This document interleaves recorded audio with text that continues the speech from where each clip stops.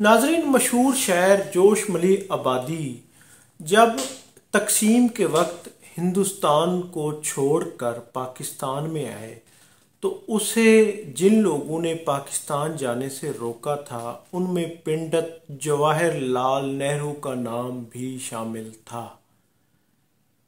उसकी उस वक्त के, क्योंकि वो वहाँ के नवाब थे, वो अपनी ज़मीनें जायदाद सब कुछ छोड़कर पाकिस्तान आ गए क्योंकि उसे उर्दू से मोहब्बत थी, उर्दू लिटरेचर से मोहब्बत थी, तो इसलिए वो पाकिस्तान आ गए।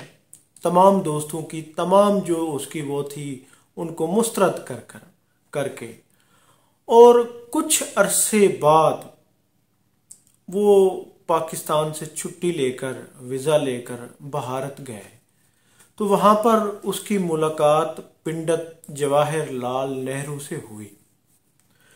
तो नेहरू ने उसे तंज़ियन कहा, जिस पाकिस्तान को, जिस हिंदुस्तान को आप छोड़ गए थे, मैं वहाँ पर गया क्योंकि आप उर्दू का कहते थे, आप उर्दू उर्दू के नारे लगाते थे, आप लिटरेचर की बात करते थे कि पाकिस्तान उर्दू लिटरेचर का घर है।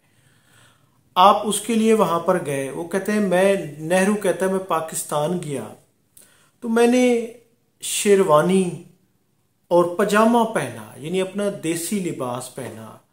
तो लेकिन वहाँ मैंने देखा कि तमाम अफसरान, आपके अरबाबो इख्तियार, उन्होंने अंग्रेजी लिबास ज़ेब तन किए हुए हैं और मैं अकलौता ही शेरवानी और पजामे में था, देसी लिबास में था।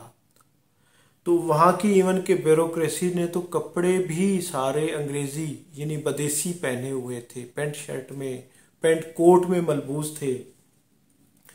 तो उसके बाद वो कहते हैं, जब मैं एक तकरीब में गया वहाँ पर खिताबात भी वो भी अंग्रेजी में किए गए और मुझे जो लिटरेचर दिया गया, मालूमात दी गई, वो भी अंग्रेजी में। तो मेरे जहन में आया कि ये जो तकसीम से कबल हिंदुस्तान में उर्दू पाकिस्तान को उर्दू का घर कहा जाता था, उर्दू का घर होगा, नारे लगते थे, वो सब ऐसे ही थे। खैर, वो कहते हैं कि मैं यही सोचता रहा। उसके बाद मैंने जब अपना खिताब के लिए मैं खड़ा हुआ तो मैंने अपना खिताब बजाय अंग्रेजी में करने के मैंने उर्दू में किया और उन तमाम रहनुमाओं को जवाबात बजाय अंग्रेजी में देने के उर्दू में दिए, जिसकी वजह से उस वक्त वहाँ पर मौजूद अफसरान, अरबाब इख्तियार, उसने किसी का नाम नहीं लिया, वो सारे परेशान भी हुए, पशिमान भी हुए और उन्हें शर्मिंदगी हुई। तो नाजरीन, इस पर जोश मली आबादी अपनी किताब यादों की बारात में लिखते हैं कि मैंने सर झुका लिया, नेहरू के सामने मैंने शर्मिंदा हुआ और सर झुका लिया। और वो लिखते हैं कि मुझे इस पर एक वाकया याद आया कि मैंने पाकिस्तान के एक शानदार यानी एक बड़े सीनियर मिनिस्टर को उर्दू में ख़त लिखा। तो जब थोड़े टाइम के बाद मुझे उसका जवाब आया, थोड़े अरसे बाद, तो वो अंग्रेज़ी में था और अंग्रेज़ी भी बड़ी शानदार लिटरेचर, अंग्रेज़ी लिटरेचर में उसका अंग्रेज़ी में जवाब दिया गया था तफसील से।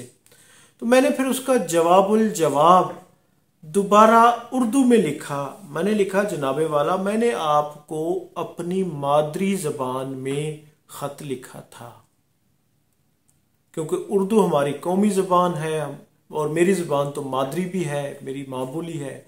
तो मैंने मादरी ज़बान में आपको ख़त लिखा और आपने अपनी बदेसी पदरी ज़बान में मुझे जवाब अनायत फरमाया है। ये वाक़या नाजरीन जोश मली आबादी ने अपनी मशहूर ज़माना किताब यादों की बारात, जो उनकी खुद नोश्त है, उसमें उन्होंने लिखा है। तो नाजरीन, उर्दू हमारी कौमी ज़बान है और मज़े की बात यह है कि वो कौमी ज़बान किसी दफ्तर, किसी अदालत, कहीं पर भी लिखी पढ़ी नहीं जाती। हमारा तमाम दफ्तरी अमूर, तमाम जो ख़त किताबत होती है, वो सारी अंग्रेज़ी में है।